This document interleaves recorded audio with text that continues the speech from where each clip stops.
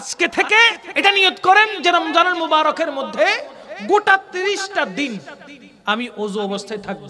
ঘুম থেকে ওঠা থেকে শুরু করে যে ওযু করব, আবার ঘুমানোর আগ পর্যন্ত আমি ওযু অবস্থায় থাকব। আপনি যখনই ঘুমাবেন তখন বলবেন আমি জাগবো নামাজ পড়ার জন্য। আপনি আবার ঘুমালেন, আপনি বলবেন আমি জাগবো ইফতার করার জন্য। আপনি আবার ঘুমালেন, আমি আবার জাগবো সেহরি করার জন্য। এই নিয়তগুলো করে করে যখন আপনি ঘুমাবেন, ঘড়ির অ্যালার্ম লাগবে না, কাউকে বলতে হবে না যে আমাকে ডেকে দিস।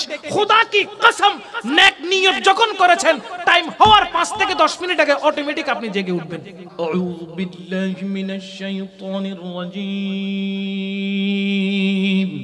বিসমিল্লাহির রহমানির রহিম। ইয়া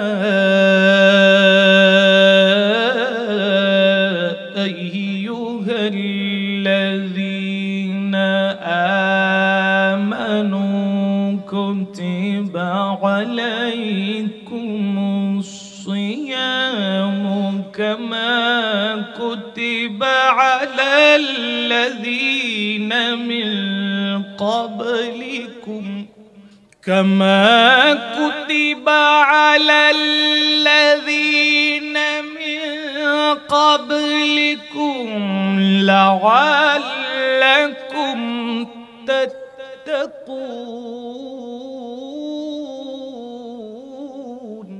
يا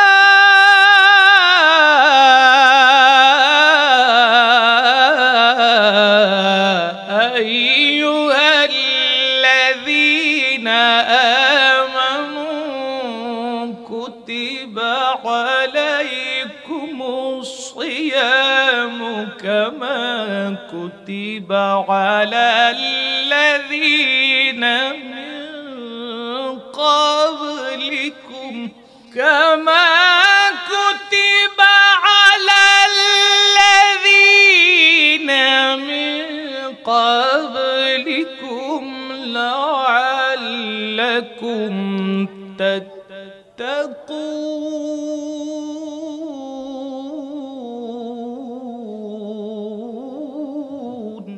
وأيضا قال الله تعالى في القرآن الكريم بسم الله الرحمن الرحيم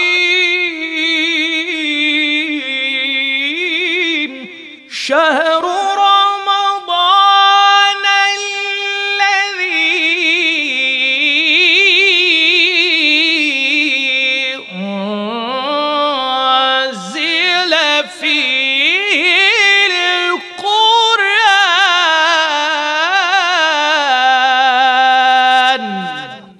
آخر الآية صدق الله المولانا العظيم وصدق رسوله النبي الحبيب الكريم ونحن على ذلك لمن الشاهدين والشاكرين والحمد لله رب العالمين رب صل وسلم وبارك عليه বর্তমান যুগে বিভিন্ন ক্যাটাগরির মানুষ আছে। রূপেও সুন্দর, গুণেও সুন্দর এরকম মনে হবে, কিন্তু আমার নবীর চাইতে শ্রেষ্ঠ, আমার নবীর চাইতে উত্তম, নবীজির পরে সাহাবায়ে কেরামের চাইতে উত্তম দ্বিতীয় আর কেউ হতে পারে না। এজন্য আলা হযরত আজিমুল বরকত পরওয়ানায়ে শামঈ রিসালাত শাহ আহমদ রেজা খান ফাজলে বেরেলভী আলাইহির রাহমা তিনি কত চমৎকার করে কলম ধরেছেন। লাখো আয়ে यहाँ और लाखों गए ऊंचे ऊंचे शहंशाह यहाँ ना रहे लाखों आए यहाँ और लाखों गए ऊंचे ऊंचे शहंशाह यहाँ ना रहे। तो क्या खबर कितने तारे खिले छुप गए, क्या खबर कितने तारे खिले छुप गए, पर ना डूबे ना डूबा हमारा नबी सबसे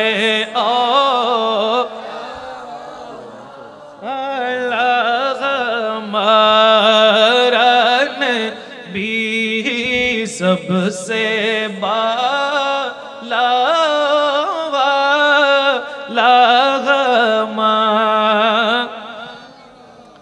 अपने मौला का प्यारा हमारा नबी, अपने मौला का प्यारा हमारा नबी, दोनों आलम का दूल्हा हमारा नबी सबसे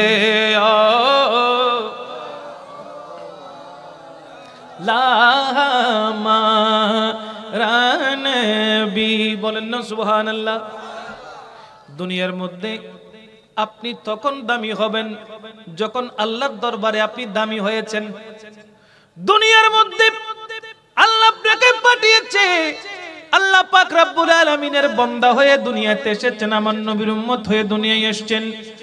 মনে রাখবেন আপনার এই জীবনটা তখন দামি হবে, আপনার এই জীবনটা তখনই সাকসেসফুল হবে যখন আপনার অন্তরের মধ্যে আমার নবীর প্রেম থাকবে, ভালোবাসা থাকবে, ঈমান থাকবে। আপনার কলবটা যখন ঈমান দিয়ে ভরপুর থাকবে আর আপনার আমলটা যখন নেক আমল দিয়ে ভরপুর থাকবে, আল্লাহ পাক রব্বুল আলামিনের দরবারে আপনারা যখন প্রিয় বান্দা হতে পারবেন, তখন আপনি সমস্ত সৃষ্টির মধ্যে শ্রেষ্ঠ বলে গণ্যিত হবেন। কথা বলেন ঠিক কিনা? শ্রেষ্ঠ বলে নিজেকে গণ্য করতে হলে, শ্রেষ্ঠ বলে নিজেকে দাবি করতে হলে আল্লাহর দরবারে আপনাকে মকবুলিয়তের স্থানে পৌঁছাতে হবে। ঠিক কিনা বলেন? এই দুনিয়ার জমিনের মধ্যে ফেরাউন ছিল, নমরুদ ছিল, বাদশা সাদ্দাদও ছিল, ছিল কি ছিল না? তাদের কোনো ধন দৌলতের অভাব নাই, ধনের কোনো অভাব নাই, দৌলতের কোনো অভাব নাই, টাকা পয়সার কোনো অভাব নাই। কত রাজা বাদশা আসলো এই দুনিয়াতে, কত রাজা বাদশা গেল। মূল পয়েন্ট হলো ফেরাউন নমরুদের মতো বাদশা সাদ্দাদের মতো মানুষ দুনিয়াতে এসেছে, আবার দুনিয়া থেকে চলেও গেছে, কিন্তু আল্লাহর দরবারে তারা কি দামি হইতে পারছে? বলেন না, তারা কি আল্লাহর দরবারে দামি হইতে পারছে? যদি চিন্তা করে দেখেন, এত টাকা পয়সা থাকার পরেও, এত ক্ষমতা থাকার পরও তারা আল্লাহর কাছে কেন দামি হইল না? তাদের মধ্যে অনেকেই শান শৌকতের কারণে, ধন দৌলতের কারণে তাদের মধ্যে অনেকেই আল্লাহ পর্যন্ত দাবি করেছে, আমি আল্লাহ, আমি সৃষ্টি, আমি আল্লাহ, আমি স্রষ্টা, সুতরাং তোমরা আমাকে রব বলো, তোমরা আমাকে প্রভু বলো। ওই রকম দাবি করনেওয়ালাও ছিল দুনিয়ার মধ্যে, কিন্তু তাদের কোনো বর্তমানে অস্তিত্ব আছে? বলেন না আছে? এজন্য কত রাজা বাদশা আসলো, কত রাজা বাদশা চলে গেল, তাদের কোনো অস্তিত্ব এই মায়ার পৃথিবীতে নাই। কিন্তু দেখেন আমার রাহমাতুল লিল আলামিন যে নবী পাক সাল্লাল্লাহু আলাইহি ওয়াসাল্লামকে দুনিয়াতে রাহমাতুল লিল আলামিন করে পাঠিয়েছেন, সেই নবী পাক সাল্লাল্লাহু আলাইহি ওয়াসাল্লামের সাথে যত সাহাবায়ে কিরাম মুহাব্বতের সম্পর্ক নিবিড় করেছেন, গভীর করেছেন, আজ দুনিয়া থেকে যাওয়ার পরেও 1450 বছর পার হয়ে গেছে, এখনো পর্যন্ত আল্লাহর রাসূলের সাথে যারা লেগেছে তাদের জিকির হয় কি হয় না? তাদের শান, তাদের মানে কথা হয় কি হয় না? বলেন না হয় কি না? এজন্য বলতে চাই, দামির সাথে লাগলে দামি হওয়া যায়। নবীজির সাথে লাগার কারণে সাহাবায়ে কেরাম দামি হয়েছেন। সাহাবায়ে কিরামের সাথে তাবিঈনগণ লাগার কারণে তারাও দামি হয়েছেন, তাবিঈনগণের সাথে তবে তাবিঈন লাগার কারণে ওনারাও দামি হয়েছেন। সুতরাং নিজেকে দামি বানাইতে হলে দামির সাথে মিশতে হবে, ঠিক কি না? দামির জিকির করতে হবে, দামিকে নিয়ে স্মরণ করতে হবে, দামির তাসবিহ পাঠ করতে হবে, দরুদে পাক আদায় করতে হবে, বেশি বেশি আল্লাহর দরবারে ইস্তেগফার পড়তে হবে। আমার নবীজি যা কিছু সুন্নাহ বলেছেন তা পালন করতে হবে, যা কিছু হালাল বলেছেন তা গ্রহণ করতে হবে, যা হারাম বলেছেন তা নিজের থেকে বাদ দিতে হবে। তখনই দেখবেন আপনি আল্লাহর দরবারে কবুল হয়ে গেছেন। আমরা আল্লাহ পাক রব্বুল আলামিনের হুকুম মানতে চাই কি চাই না? আমরা নবীজির আদর্শে নিজের জীবনটাকে বাস্তবায়ন করতে চাই কি চাই না? আল্লাহ আমাদেরকে তৌফিক দান করুন, আমিন পড়েন। স্রষ্টাকে আওয়াজ নাই, স্রষ্টাকে ওই স্রষ্টা ওই আল্লাহ সর্ব উত্তম যে সৃষ্টিটা করেছেন ওই সৃষ্টির নাম কি? মুহাম্মাদুর রাসূলুল্লাহ সাল্লাল্লাহু আলাইহি ওয়াসাল্লাম, যেই রাহমাতুল লিল আলামিন দুনিয়াতে এসেছেন। আসা মাত্রই ওই নবী পাক সাল্লাল্লাহু আলাইহি ওয়াসাল্লাম গোটা জমিনটাকে পাক করে দিয়েছেন, পবিত্র করে দিয়েছেন। যেই জমিনের মধ্যে আমরা এখন বসে আছি এটা পাক না নাপাক? জোরে কর না। যেই জমিনের মধ্যে আমরা এখন বসে আছি এটা পাক না নাপাক? বিশ্বের বুকের মধ্যে লক্ষ কোটি মসজিদ নির্মিত হচ্ছে, বিশ্বের বুকে লক্ষ লক্ষ কোটি কোটি মসজিদ নির্মিত হচ্ছে। যেই মসজিদের মধ্যে বান্দা আল্লাহর নামে সিজদা করে ওই মসজিদগুলো পাক না নাপাক? কথা কন না। ওই মসজিদগুলো পাক না নাপাক? আগে কি অনুবীক্ষণ যন্ত্র দিয়ে দেখছে এখানে পাক আছে না নাপাক আছে? না না, দেখা হচ্ছে না, দেখা হচ্ছে না। বরঞ্চ জমিন বরাদ্দ হয়েছে মসজিদের জন্য, সাথে সাথে মসজিদ নির্মাণের কাজ শুরু হয়ে গেছে, ঠিক কিনা? মসজিদের জন্য জায়গা নির্ধারণ করা দেওয়ার সাথে সাথে শুরু হয়ে গেছে মসজিদ নির্মাণ, কথা কোন ঠিক কিনা? তো মসজিদ নির্মাণ হচ্ছে যে সমস্ত জায়গায়, ওই জায়গাগুলোকে অনুবীক্ষণ যন্ত্র দিয়ে পরীক্ষা করা হচ্ছে না জায়গাটা পাক না নাপাক, ঠিক কিনা বলেন? ওই জায়গাকে যিনি পাক করে দিয়েছেন তিনি রহমতুল লিল আলামিন, বলেন না তিনি রহমতুল লিল। কেমন করে পাক করেছেন?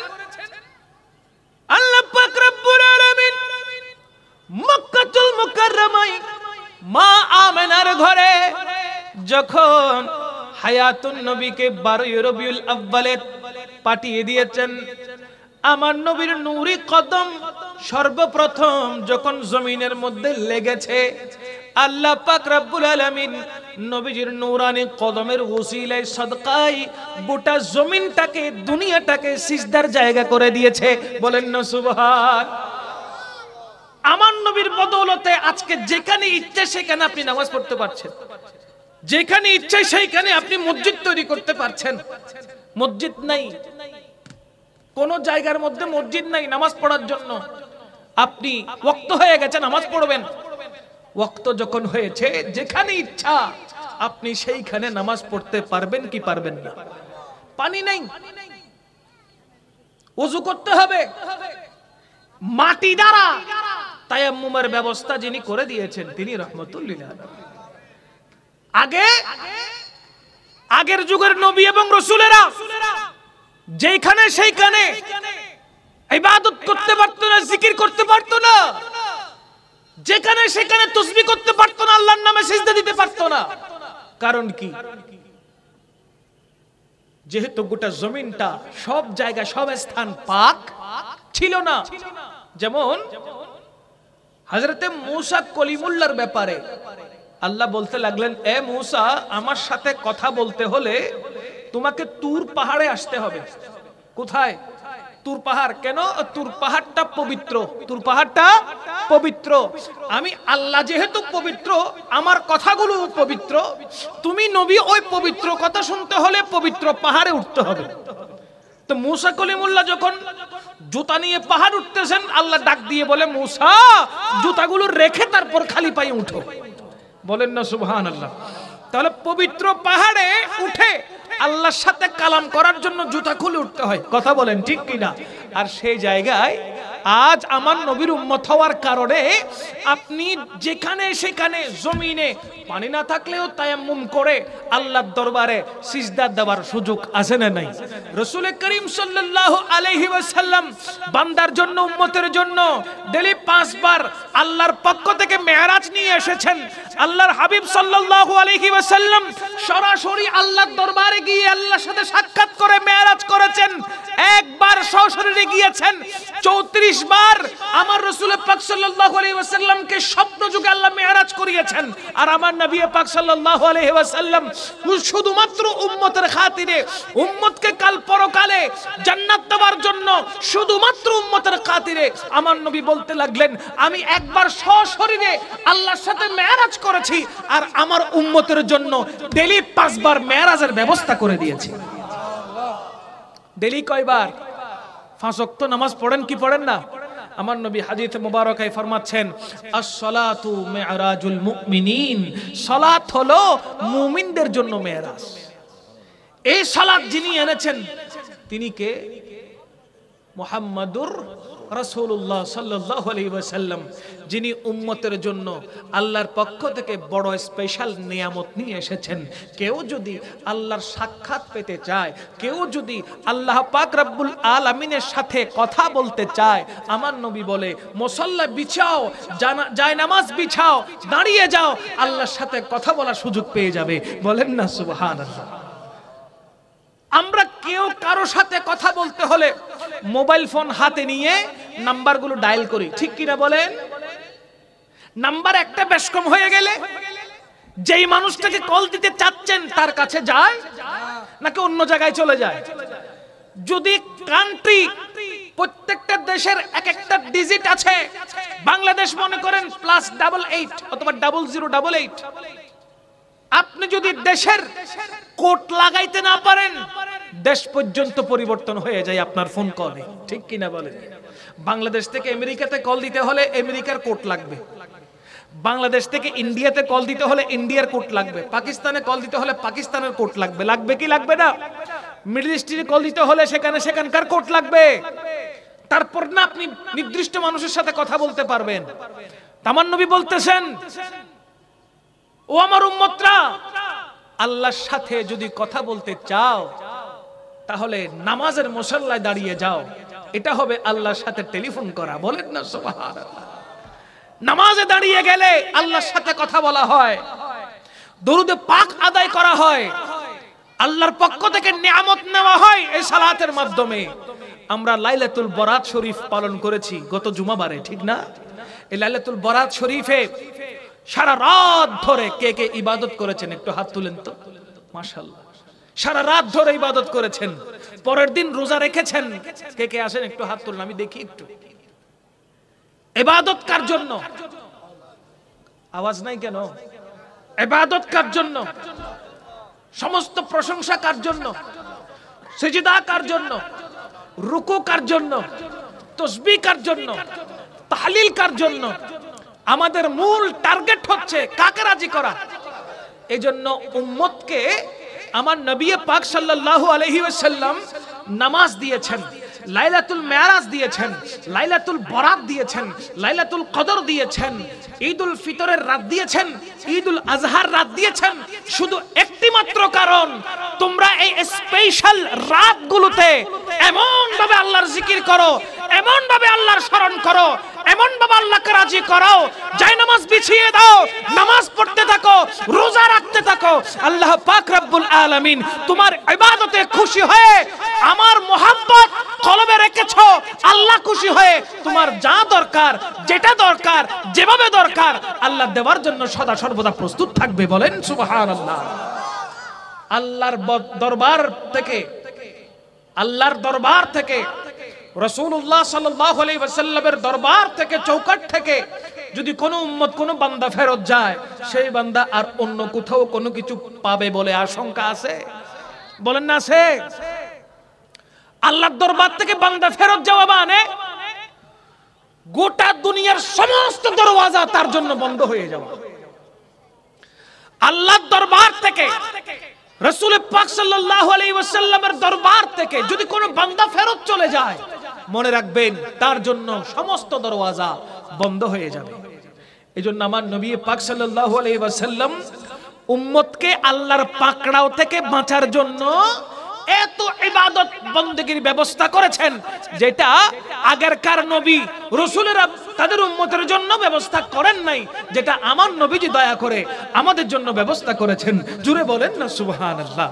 যে নবীর কোনো তুলনা হয় না, যেই নবীর কোনো মিসাল হয় না, সেই নবী পাক সাল্লাল্লাহু আলাইহি ওয়াসাল্লাম কত বড় দয়া মেহেরবানি করে আমাদের জন্য আল্লাহর পক্ষ থেকে এই গুরুত্বপূর্ণ রাতগুলো নিয়ে এসেছেন। কথা বলেন ঠিক কিনা? লামায়াতি নাযিরুকা ফি নাযরিন, লামায়াতি নাযিরুকা ফি নাযরিন মিসলে তু না শুদ पैदा जाना, जगराज को ताज तूरे सर सो है, तुझको शहे दो सारा जाना या रसूल अल्लाह। माशाअल्लाह माशाअल्लाह या रसूल अल्लाह या माशाअल्लाह। अल बहर अला वल मौजु तगा,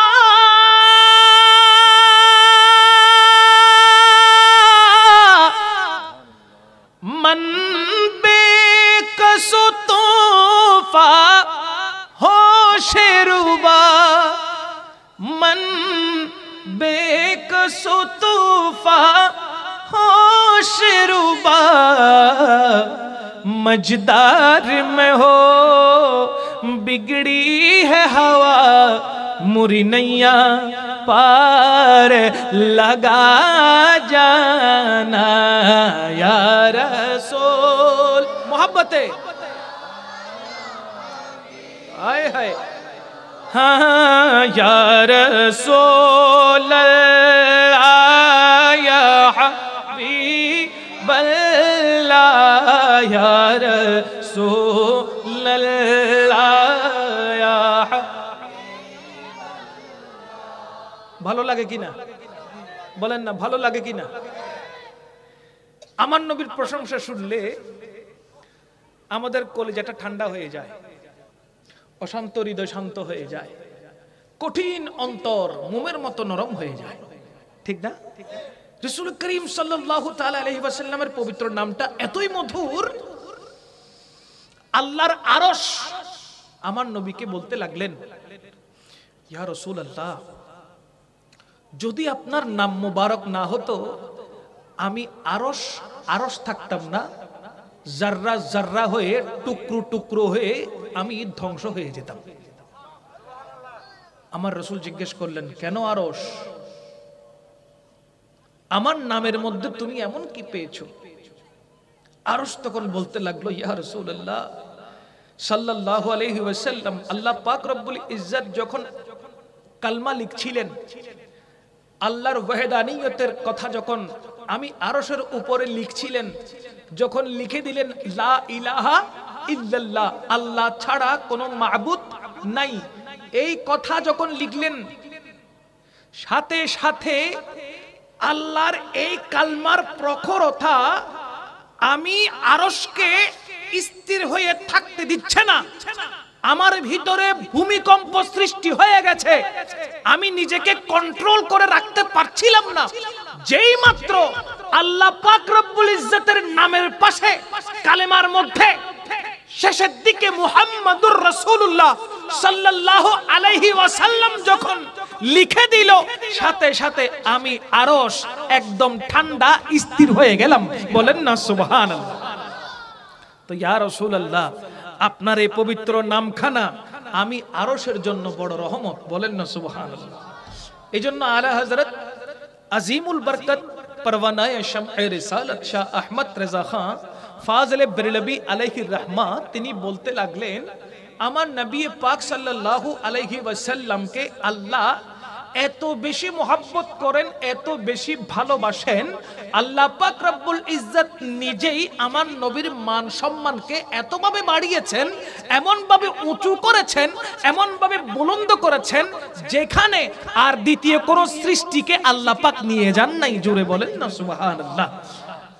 স্রষ্টা হিসেবে আল্লাহ জানে, আর সৃষ্টি হিসেবে আমার নবী জানে। জোরে বলেন না সুবহানাল্লাহ। আমার নবীর প্রশংসা, আমার নবীর প্রেম ভালোবাসার কথোপকথন করলে আমরা কতটুকু করব? যার প্রশংসা দুনিয়ার কোনো মানুষ নয় শুধু, যার প্রশংসা আসমানের কোনো ফেরেশতা নয় শুধু, যার প্রশংসা কায়নাতের সৃষ্টি নয় শুধু, স্বয়ং আল্লাহ পাক রব্বুল আলামিন করেন। সেই নবীর প্রশংসা আমরা করলেই বা কতটুকু করব? বলেন না ঠিক কি না? প্রশংসা আমার নবীর করছেন কে?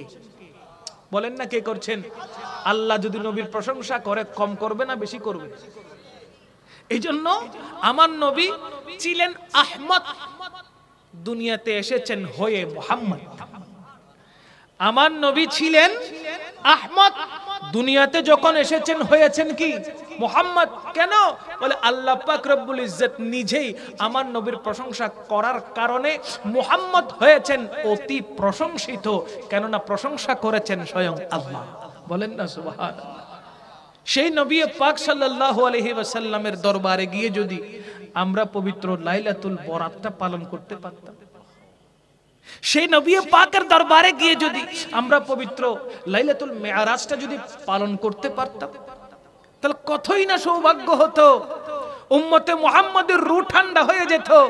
আশিক রাসূলেরা চোখের পানি ছেড়ে দিয়ে আল্লাহর রাসূলের দরবার দেখে দেখে ফরিয়াদ করতে পারতো, ঠিক কি না? আমি এমন দেখেছি,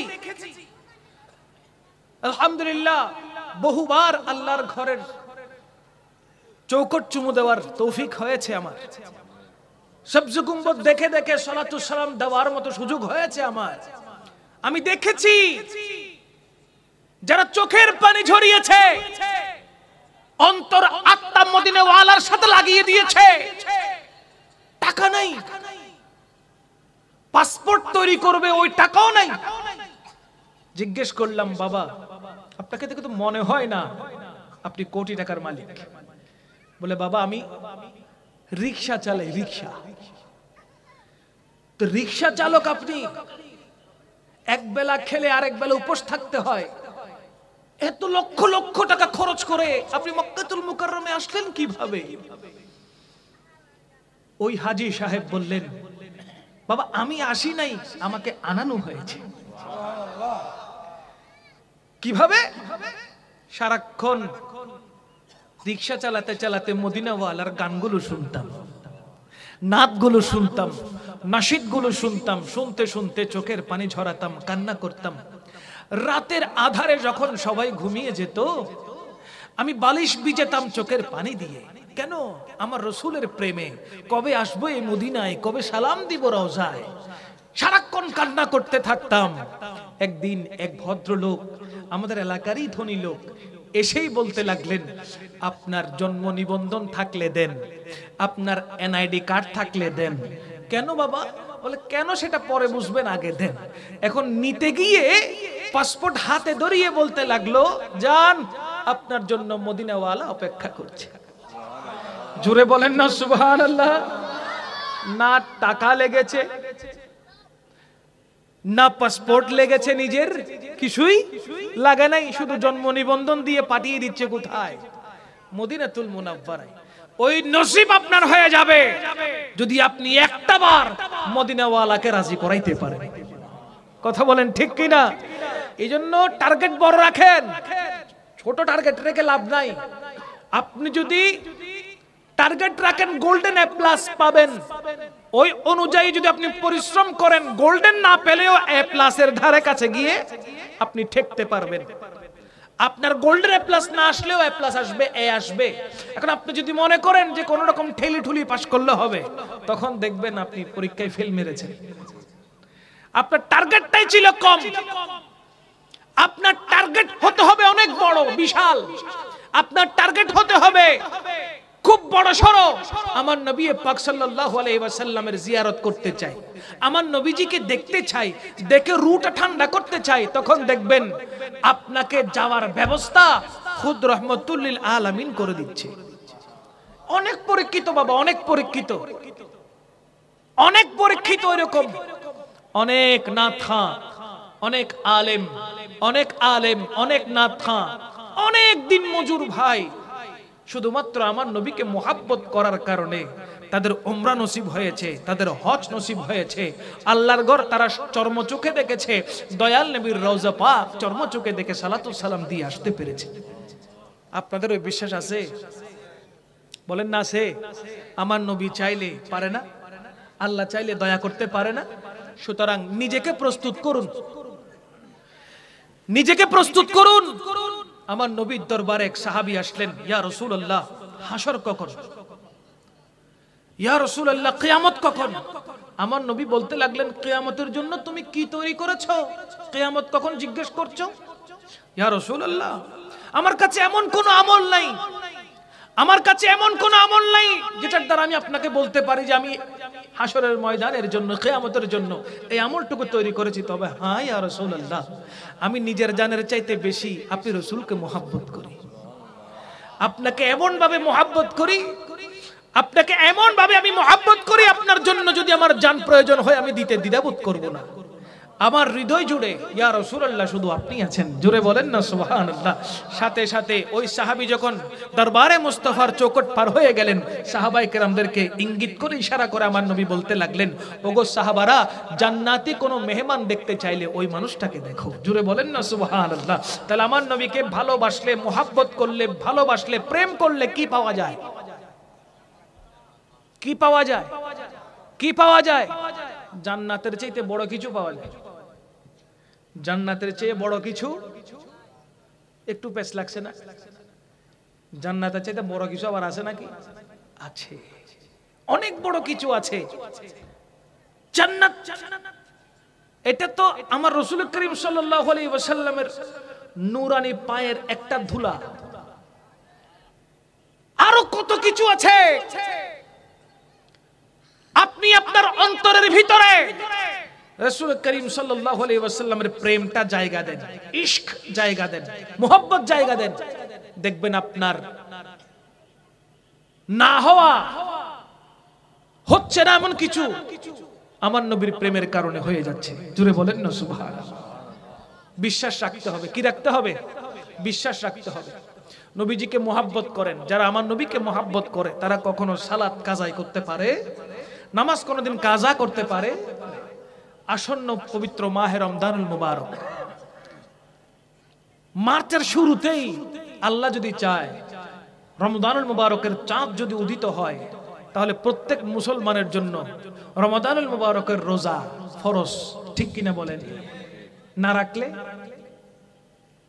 ফরজ হওয়ার পর যদি রোজা না রাখেন সওয়াব আছে? বলেন না, সওয়াব আছে? ইসলামের মধ্যে যে চারটি পিলার, নামাজ, রোজা, হজ, যাকাত। আবার বলছি, নামাজ, রোজা, হজ, যাকাত। হজ আর যাকাত দুইটা একসাথে রাখলাম কারণ এই দুটোর ভিতরে অর্থের প্রয়োজন আছে। নামাজে টাকার প্রয়োজন আছে, রোজাতে টাকার প্রয়োজন আছে। সকল মুমিন মুসলমানের জন্য নামাজ এবং রোজা ফরজ। এই দুইটা জিনিস অবশ্যই আমল করতে হবে। যাকাত সবার জন্য ফরজ না, যারা নিসাব পরিমাণ মালের মালিক তাদের জন্য যাকাত ফরজ। হজ সবার জন্য ফরজ না, যারা বিত্তশালী তাদের জন্য হজ ফরজ। সমস্ত মুসলমানের জন্য দুটো জিনিস ফরজ, একটা হলো নামাজ আর একটা কি বলেন না? এই রোজা বছরে কয়বার? বলেন বছরে। মাহে রমজানুল মুবারক 29 দিন বা 30 দিন, বছরে একবার ফরজ, আর নামাজ সপ্তাহে একবার ফরজ, ঠিক না? নামাজ সপ্তাহে ফরজ না দৈনিক ফরজ? এক ওয়াক্ত না 5 ওয়াক্ত? কিন্তু আমরা সেটা অবহেলায়, অবজ্ঞায়। এখন প্রশ্ন করলে যদি বলি ফজর কে কে পড়েছেন, অনেক দেখা যাবে ফজর পড়ি নাই, জোহর পড়ি নাই, আসর পড়ি নাই, মাগরিব পড়ি নাই, এশাও পড়ি গিয়ে পড়ারও কোনো চান্স নাই। এরকম নেককার মুসল্লি, নেককার মুসলমান আছে না নাই? জুমার নামাজ 2 রাকাত পড়ার সাথে সাথে দৌড় মারে, এইরকম অনেকে আছে না নাই? তাই বলতে চাই আপনাদেরকে, ঈমানটা আছে, আমল দিয়ে নিজেকে সাজান। আমল লাগবে, নামাজ পড়তে হবে। নামাজ না পড়লে আল্লাহর পক্ষ থেকে শাস্তি আছে না নাই? দৈনিক 5 ওয়াক্ত নামাজ আপনাকে পড়তেই হবে, এটা কম্পালসারি। নামাজের জন্য আপনাকে ধনী হতে হবে না, মিসকিন হয়ে যেতে হবে না, কোটি কোটি মিলিয়ন বিলিয়নার হতে হবে না। নামাজের জন্য আপনি মুসলমান হতে হবে, বালেগ হতে হবে। নামাজ আপনার জন্য ফরজ, পড়তেই হবে। কোন অবস্থাতে ওই নামাজ কাজা করা যাবে? আল্লাহ আমাদেরকে দৈনিক 5 ওয়াক্ত নামাজ পড়ার তৌফিক দান করুন। আসন্ন মাহে রমাদানুল মুবারকের প্রত্যেকটি রোজা রাখার আল্লাহ আমাদেরকে তৌফিক দান করুন। কোরআনে আল্লাহ সুবহানাহু ওয়া তাআলা সূরা বাকারার 182 নম্বর আয়াতে আল্লাহ পাক ইরশাদ করছেন, বিসমিল্লাহির রহমানির রহিম, ইয়া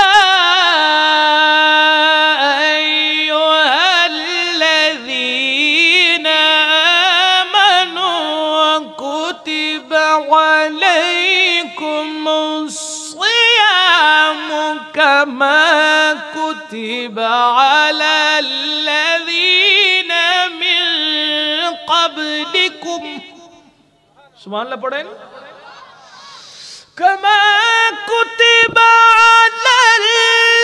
আলাল্লাযীনা মিন ক্বাবলিকুম লাআল্লাকুম তাত্তাকুন।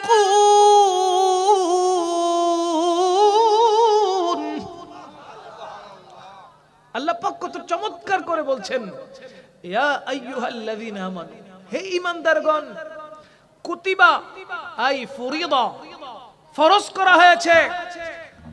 হে ঈমানদারগণ, তোমাদের উপর ফরজ করা হয়েছে।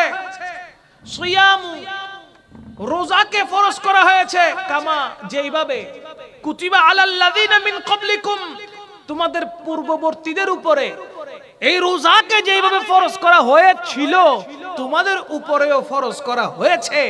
কেন হয়েছে? লাআল্লাকুম তাত্তাকুন, যাতে তোমরা খোদাভীরু হতে পারো, যাতে তোমরা খোদাভীরু হতে পারো। সেই জন্য তোমাদের উপরে রমাদানুল মুবারকের রোজাকে ফরজ করা হয়েছে। সম্মানিত হাজরিন, রমজানুল মুবারকের রোজা রাখলে আল্লাহর পক্ষ থেকে রহমত আসে না গজব আসে? গোটা রমজানুল মুবারক যদি আপনি খেয়াল করেন, এত সুন্দর টাইম মেইনটেইন করে আমরা চলতে থাকি, জাস্ট টাইমে ইফতার, জাস্ট টাইমে সেহরি, ঘুমও ঠিক টাইমে হয়, ইবাদতও ঠিক টাইমে হয়। কথা বলেন না ঠিক কি না? মানুষ যত ব্যস্ত থাকুক না কেন ইফতারের টাইমটা মিস করে, যত ব্যস্ত থাকুক না কেন সেহরি করতে না পারলে টাইম শেষ হয়ে গেলে পরবর্তীতে কি আর এক ঘুঁট পানিও পান করে না। মানুষ একদম সূচিপত্রের মতো নিজের জীবনটাকে গোটা 1 মাস যেভাবে সাজায়, ঠিক ওইভাবে যদি সারা বছর মানুষ সাজাতে পারত, মানুষের শরীরের মধ্যে আর কোনো রোগ ব্যাধি সৃষ্টি হতো?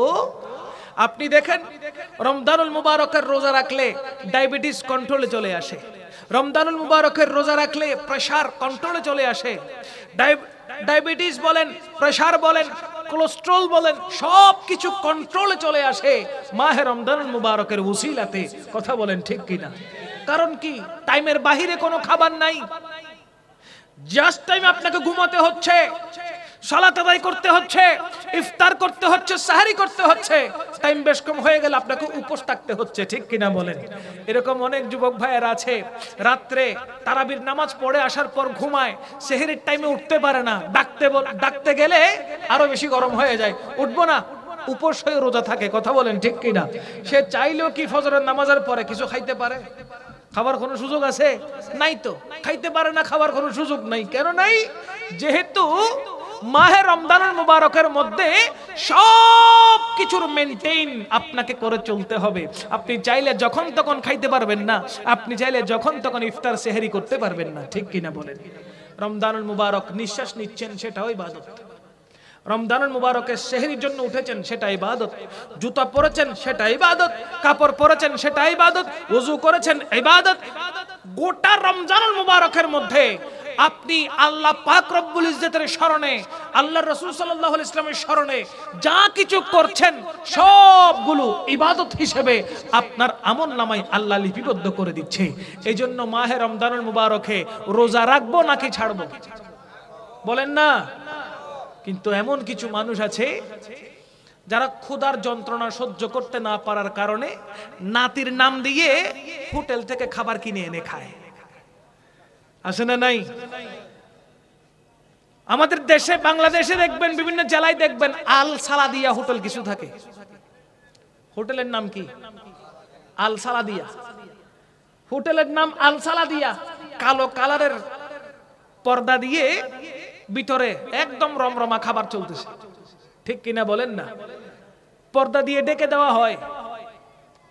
মুসলিম কান্ট্রি, মুসলমান পরিবারে জন্ম, নিজেও মুসলমান, কিন্তু ক্ষুধার কারণে রোজা রাখতে পারছে না। আল সালাদিয়া হোটেলে গিয়ে দুপুরের লাঞ্চ করতেছে, সকালের ব্রেকফাস্ট করতেছে, ঠিক কিনা বলেন?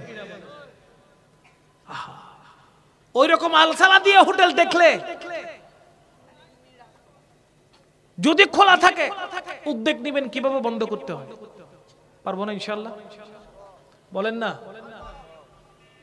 আল্লাহ যেখানে মুখ বন্ধ করে দিয়েছেন, খাওয়া হারাম করে দিয়েছেন, খাওয়া যাবে না বলেছে, তো সেইখানে আল সালাদিয়া হোটেল খুলে অন্ধকার করে খাওয়া জায়েজ হয়ে গেল? বলেন না কেন? এটা তো বিসমিল্লাহির রহমানির রহিম বলে মদ পান করার মতো হয়েছে। বিসমিল্লাহ বললে কি মদ হালাল হয়ে যাবে? বলেন না? মদ হালাল হবে না। বিসমিল্লাহ বলে মদ খেলে মদ হালাল হবে না। সুতরাং রমাদানুল মুবারকের রোজা না রেখে ইষ্টপুষ্ট শরীর, ক্ষুধা লেগেছে, তার কারণে গিয়ে আপনি রমজানুল মুবারকে আল সালাদিয়া হোটেলে কোনোদিন খাবার খেতে পারেন? কষ্ট হোক, ক্ষুধার যন্ত্রণা সহ্য করেন। আজকে যদি আপনি সহ্য করতে পেরেছেন, ওই ক্ষুধার যন্ত্রণা যদি আপনি আজকে সহ্য করতে পেরেছেন, আল্লাহর পক্ষ থেকে হাসরের ময়দানে পুরস্কার আছে না নাই? আল্লাহ পাক রব্বুল ইজ্জত হাদিসে কুদসির মাধ্যমে বলছেন, আস-সাওমু লি ওয়া আনা উজজা বিহি, অথবা আস-সাওমু লি ওয়া আনা আজজি বিহি। আল্লাহ পাক রব্বুল ইজ্জত জানাচ্ছেন, হে আমার বান্দারা, রোজা রাখো, রোজা রাখো, তার প্রতিদান আমি আল্লাহ কুদরতি হাতে তোমাকে দান করব। আরেক রিওয়ায়াত আসছে, হে আমার বান্দারা রোজা রাখো, কাল হাসরের ময়দানে এই রোজার প্রতিদান আমি আল্লাহ নিজেই হয়ে যাব। জোরে বলেন না সুবহানাল্লাহ। যেই বান্দা রোজা রাখে সে আল্লাহর সুন্নত পালন করে। বান্দা খাওয়া থেকে পাক, পানাহার থেকে পাক। সেক্ষেত্রে বান্দা যখন দিনের বেলায় রোজা থাকে তখন সে দিনের বেলায় খাবার গ্রহণ করে না, পানি পান করে না। সুতরাং আল্লাহ পাক রব্বুল আলামিনের গুণে যখন বান্দা গুণান্বিত হয়ে যায় তখন আল্লাহ খুশি হয়ে যায়। খুশি হয়ে বান্দার গুনাহ যদি পাহাড় পরিমাণ থাকে, বান্দার গুনাহ যদি সমুদ্রের ফেনা পরিমাণ থাকে, বান্দার গুনাহ যদি মরুভূমির ধুলি কণার পরিমাণ যদি থাকে, আল্লাহ পাক রব্বুল আলামিনের গুণে গুণান্বিত হওয়ার কারণে ওই বান্দার জীবনের সমস্ত গুনাহকে আল্লাহ মাফ করে দেয়। গুনাহ মাফ পেতে হলে মাহে রমজানুল মুবারককে ইজ্জত করতে হবে কি হবে না?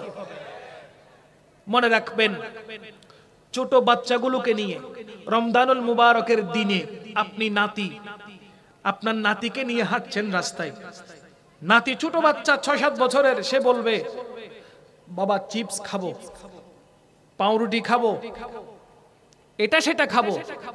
যদি এমন নাতি আপনার হাত ধরে ধরে রাস্তায় হাঁটে, ওই নাতিকে রাস্তায় নিয়ে যাবেন না। এটা রমজানের ইজ্জত, এটা মাহে রমজানুল মুবারকের ইজ্জত। উপোস থাকা, হ্যাঁ ছোট বাচ্চা, তার উপর রোজা ফরজ হয় নাই, তাকে খাওয়াতে হলে ঘরে নিয়ে খাওয়ান। তাকে খাওয়াতে হলে ঘরে নিয়ে। জানেন, এক হিন্দু তার ছেলেকে নিয়ে রাস্তায় হাঁটছে, বহু কারাগের কথা। ওই ছোট বাচ্চা বিরিয়ানি দেখার কারণে বাবাকে বলতে লাগলো আমি বিরিয়ানি খাবো। ওই অবস্থায় হিন্দু বাবা একদম গালের মধ্যে চটকনা বসাই দিল, থাপ্পড় দিয়ে দিল। রমজান মাস চলছে, তুই বিরিয়ানি খাবি কেন বলছিস? তাড়াতাড়ি করে ঘরে নিয়ে গেছে। জিজ্ঞেস করছে বাবা, রমজান তো মুসলমানের, আমরা তো হিন্দু, আমাদের তো রমজান নাই। তখন বাবা বলতে লাগলো আমরা হিন্দু হতে পারি, রমজানকে ইজ্জত করতে হবে।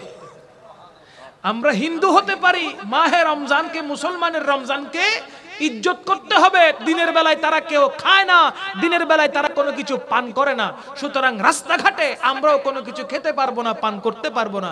এই কথা বলে যখন সন্তানকে বুঝিয়ে দিল, সাথে সাথে ওই রাতে আল্লাহর পক্ষ থেকে ওই হিন্দু মানুষটার উপর রহমত হয়ে গেল। শুধু রোজাকে ইজ্জত করার কারণে আল্লাহ তাকে ঈমান নসিব করেছে। শুধু রোজাকে ইজ্জত করার কারণে আল্লাহ তাকে ঈমানি দৌলত দান করেছে। এজন্য আমাদের উচিত হবে, আমাদের ছোট ছোট বাচ্চাগুলো যারা দোকানপাটে গিয়ে চিপস এই সেই কিনতে চায়, ওগুলো কিনে দিবেন না, বা কিনে দিলেও ঘরে এনে খাবে, রাস্তায় হাঁটতে হাঁটতে খাবে না।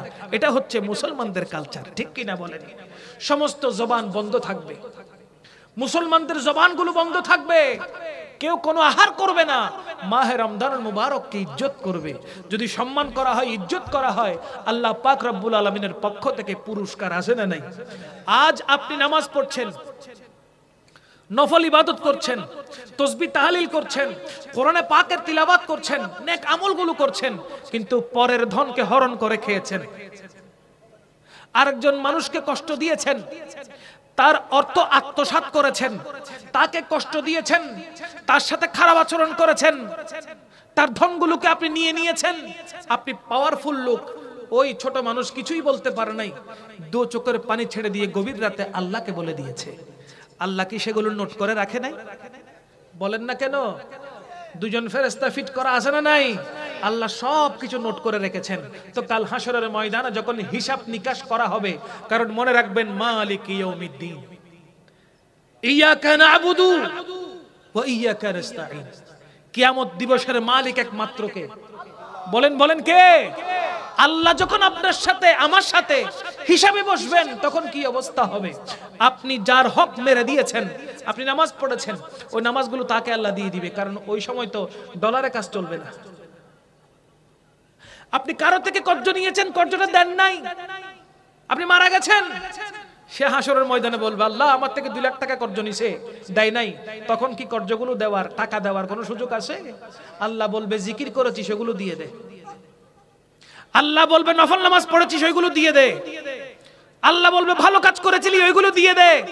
নিতে নিতে নিতে নিতে আপনার নামাজ নিয়ে ফেললো, আপনার যাকাত নিয়ে ফেললো, আপনার হজ নিয়ে ফেললো, আপনার তাহাজ্জুদ নিয়ে ফেললো, আপনার দুরূদ শরীফ নিয়ে ফেললো, আপনার জিকির আজকার নিয়ে ফেললো, আপনার সৎ কাজ সব চলে গেল। কোনো আমল নাই, আর শুধু রোজা আছে। কোনো আমল নাই, শুধু কি আছে? রোজা আছে। কেন রোজা আছে? আল্লাহ বলতে লাগলেন আস-সাওমু লি, রোজা আমার জন্য। আস-সাওমু লি, রোজা আমার জন্য। ওয়া আনা উজজা বিহি, আমি আল্লাহ নিজেই এই রোজার প্রতিদান। সব আমল চলে যাবে, কেটে ফেলা হবে, দিয়ে দেওয়া হবে। শুধু রোজার বেলায় আল্লাহ বলবে আমি এগুলো দিতে পারবো না। রোজাটা আমার, রোজাটা কার? আমার, আমি এগুলো দিতে পারবো না। হয়তো এমনও হতে পারে সব আমল শেষ, শুধু রোজার কারণে আল্লাহর দয়া হলে আপনাকে, আপনি জাহান্নামী থাকলেও আপনার ঠিকানা জান্নাত হয়ে যেতে পারে। তো রোজা রাখার দরকার আছে না নাই? মনে রাখবেন, মানুষের হক মানুষ যতদিন মাফ করবে না, ততক্ষণ আল্লাহ পাক রব্বুল আলামিনও মাফ করবে না। তাই সব সময় কারো হক না মেরে চলার চেষ্টা করবেন। বর্তমানে দেখা যায় চাষাবাদ করার জন্য আইল আছে না, এখানে কি বলে, আইল বলে তো নাকি, আইল আছে না, গরুর নাঙ্গল আইলের মাঝখান দিয়ে চালিয়ে দেয় মাটিগুলো ভেঙে পড়ার জন্য, জায়গা কিছু এই ভাগে চলে আসার জন্য। আল্লাহ কি দেখছেন না? আপনি কোন নিয়তে নাঙ্গল চালাচ্ছেন ওটা কি আল্লাহ জানে না? মনে রাখবেন, কারো হক আপনি এখান থেকে খেয়ে গেছেন, কিন্তু কবরে তার শাস্তি ভোগ করতে হবে, হাসরে তার হিসাব দিতে হবে। যদি আল্লাহ নিজে আপনার থেকে হিসাব নেয়, মনে রাখবেন ওই হিসাবে আপনি আমি সবাই আটকে যাব, বেঁচে যাব, ঠিক কিনা? দুনিয়া থাকা অবস্থায় যার যার হক আপনি দিয়ে দিতে পারলে আল্লাহ পাক রব্বুল আলামিন দয়া করে মেহেরবানি করে আল্লাহর হক আল্লাহ মাফ করে দিতে পারে, ঠিক কিনা বলেন? আপনি নামাজ পড়েন নাই, আল্লাহ চাইলে মাফ করতে পারে, আবার নাও পারে। আপনি রোজা রাখেন নাই, আল্লাহ চাইলে মাফ করতে পারে, আবার নাও পারে। আপনার টাকা পয়সা থাকা সত্ত্বেও আপনি যাকাত দেন নাই, আল্লাহ চাইলে মাফ করতে পারে, আবার নাও পারে। আপনি কোটি টাকার মালিক, হজ করেন নাই, ইচ্ছা করে করবেন বলে মারা গেছেন, আল্লাহ পাক চাইলে মাফ করতেও পারে, নাও করতে পারে। কিন্তু আপনার কাছ থেকে অন্যজন 10,000 টাকা পাচ্ছে, সে যতক্ষণ মাফ করবে না ততক্ষণ আল্লাহও মাফ করবে না। তাই মনে রাখবেন, আল্লাহর হক আল্লাহ চাইলে মাফ করে দিতেও পারে, নাও দিতে পারে, কিন্তু বান্দার হক বান্দা যতক্ষণ মাফ করবে না ততক্ষণ আল্লাহ পাক রব্বুল আলামিন মাফ করবে না। তাই আমাদের উচিত হবে, ঈমান মজবুত আছে, এবার আমরা নেক আমল করব। ঈমান মজবুত আছে, আমরা নামাজটা আদায় করব। ঈমান মজবুত আছে, আমরা রমজানুল মুবারকের রোজা রাখব। ঈমান মজবুত আছে, যাকাত দেওয়ার মতন সামর্থ্য হয়েছে, আমার উপর যাকাত ফরজ হয়ে গেছে, যাকাত আদায় করে দেব। আমি কোটি টাকার মালিক, হজ যাওয়ার সামর্থ্য হয়েছে, আমি হজে চলে যাব। আপনি যদি নিজেকে এইভাবে সাজাইতে পারেন, চলতে পারেন, আল্লাহর পক্ষ থেকে রহমত আসবে না গজব আসবে? বলেন, জোরে বলেন না। এই জন্য বলছি বাবা, রহমতের মাস আসছে, যেই মাসে বান্দা নিজের জীবনটাকে পরিবর্তন করে, যেই মাসে বান্দার আমল নামা পরিবর্তন হয়ে যায়, যেই মাসে বান্দার আপাদমস্তক পরিবর্তন হয়ে যায়, বান্দার মাথা থেকে টুপি নামে না, বান্দার শরীর থেকে আতরের সুঘ্রাণ বের হয়, ওযু অবস্থায় থাকে বান্দা, আল্লাহ পাক রব্বুল আলামিনের দরবারে সিজদায় পড়ে থাকে বান্দা। এই একটা মাস হলো মুসলমানদের জন্য ট্রেনিং এর মাস, ঠিক কিনা বলেন? এই একটা মাস মুসলমানের জন্য ট্রেনিং এর মাস। মুসলমান এই এক মাস ট্রেনিং নিয়ে বাকি 11টি মাস ওইভাবে পরিচালিত করবে। এটাই হলো আল্লাহ এবং রাসূলের পক্ষ থেকে শিক্ষা। আমাদের এই শিক্ষা অর্জন করতে হবে। মাহে রমজানুল মুবারক, রোজা এসেছে, আপনার ভিতরে শৃঙ্খলা চলে এসেছে। মাহে রমজানুল মুবারক এসেছে, আপনার মধ্যে মনুষ্যত্ব জেগে উঠেছে। মাহে রমজানুল মুবারক এসেছে, আপনার ভিতরে মানবতা জেগে উঠেছে। সুতরাং এই একটি মাস আপনার ভিতরে রেখে আপনি ওই অনুযায়ী চলে বাকি 11টি মাস আপনাকে এই মাস থেকে শিক্ষা গ্রহণ করে চলতে হবে। যদি রমজান পেয়েছেন, রমজানে পালন করলেন সবকিছু, বাকি 11টি মাস আবার যেই লাউ সেই কদু, যদি এমন হয়ে যায় তাহলে এই রমজান আপনি পেলেও যে কথা, না পেলেও একই কথা, ঠিক কিনা বলেন না, ঠিক কিনা? রমজানুল মুবারকে আল্লাহ পাক বলতে লাগলেন, শাহরু রমাদানাল্লাযী উনজিলা ফীহিল কুরআন। রমজান এমন একটি মাস যে মাসের মধ্যে আল্লাহ পাক কোরআনকে নাজিল করেছেন। আজকে যদি ঘরে গিয়ে দেখেন, পবিত্র কোরআনুল কারীমটাকে এমন ছাদের উপর তুলে রেখেছেন যেখানে ময়লা জমে গেছে। পবিত্র কোরআনকে ছাদের উপর তুলে রেখেছেন, সানশিটের উপর তুলে রেখেছেন, ময়লা জমে গেছে। চিন্তা করছেন, বছর একবার পড়লে হয়ে যায়, কোরআনের হক আদায় হয়ে যায়। ওই কোরআনটাকে ময়লার উপরে ফেলে রেখেছেন, রমজান আসার আগে আবার পরিষ্কার করবেন, রমাদানুল মুবারক শেষ, বাস আবার জুলদানে বেঁধে উপরে তুলে রাখবেন। এটা কি মুসলমানদের আমল হতে পারে? এটা কখনো মুসলমানের আমল হতে পারে? কখনো না। আপনাকে আমাকে করতে হবে কি, ডেইলি রেগুলার কমপক্ষে 1 পৃষ্ঠা কোরআনুল কারীম পড়তে হবে। ফজরের নামাজ আদায় করেছেন, নামাজ আদায় করার পর বসে যান, 10 থেকে 15 মিনিট হয়তো আপনার লাগতে পারে। মাত্র 15 মিনিটে কোরআনকে সময় দেন। আজ যদি দুনিয়াতে কোরআনকে যদি আপনি সময় দেন, কবরের মধ্যে যখন আপনার কোনো সাথী থাকবে না, আপনার ভাই, আপনার বোন, মা, বাবা, সন্তান, স্ত্রী, পুত্র কেউ যখন থাকবে না, যে কোরআনকে আপনি দুনিয়াতে সময় দিয়েছেন, ওই কোরআন কবরের মধ্যে আপনার পাশে দাঁড়িয়ে যাবে। ডান দিক থেকে আযাব আসবে, কোরআন দাঁড়াবে, শাস্তি দেওয়া যাবে না। কারণ কি? দুনিয়ায় থাক অবস্থায় আমি কোরআনকে, এই লোকটা ছাড়ে নাই, আজ তার অন্তিম মুহূর্তে আমি কোরআন তাকে ছাড়তে পারি না। বলেন না সুবহানাল্লাহ। সালাত আদায় করেছেন, উপর থেকে চাপ আসবে, সালাত গিয়ে দাঁড়িয়ে যাবে, শাস্তি দেওয়া যাবে না। কারণ কি? দুনিয়ায় থাক অবস্থায় আমি সালাত তার সাথে ছিলাম, কবরের মধ্যেও আমি তাকে শাস্তি দিতে দিব না। ডান পাশ থেকে চাপ দিবে, নফল ইবাদত দাঁড়িয়ে যাবে, পেছন থেকে চাপ দিবে, ন্যায় কাজ, ভালো কাজ, উত্তম কাজ, সৎ কাজ যে করেছেন সেইগুলো দাঁড়িয়ে যাবে। সুতরাং না ডান থেকে চাপ দিতে পারবে, না বাম থেকে পারবে, না সামনে থেকে পারবে, না পেছন থেকে পারবে, না উপর থেকে পারবে, না নিচের থেকে পারবে। সবগুলো আপনার নেক আমলগুলো আপনাকে পাহারা দিয়ে দিবে। চিৎকার দিয়ে বলেন সুবহানাল্লাহ। আমলের দরকার আছে না নাই? নামাজের দরকার আছে না নাই? রোজার দরকার আছে না নাই? তাসবিহ তাহলিলের দরকার আছে না নাই? দরুদ শরীফের দরকার আছে না নাই? নফল ইবাদতের দরকার আছে না নাই? সুতরাং সমস্ত ইবাদতগুলো বেশি বেশি বেশি বেশি আদায় করার চেষ্টা করবেন। কেননা কাল হাশরের ময়দানে আপনি যে যাররা যাররা পরিমাণ আমল করেছেন সেইগুলো আপনাকে দেখানো হবে। যদি যাররা যাররা পরিমাণ খারাপ আমল করেন সেইগুলো আপনাকে দেখানো হবে।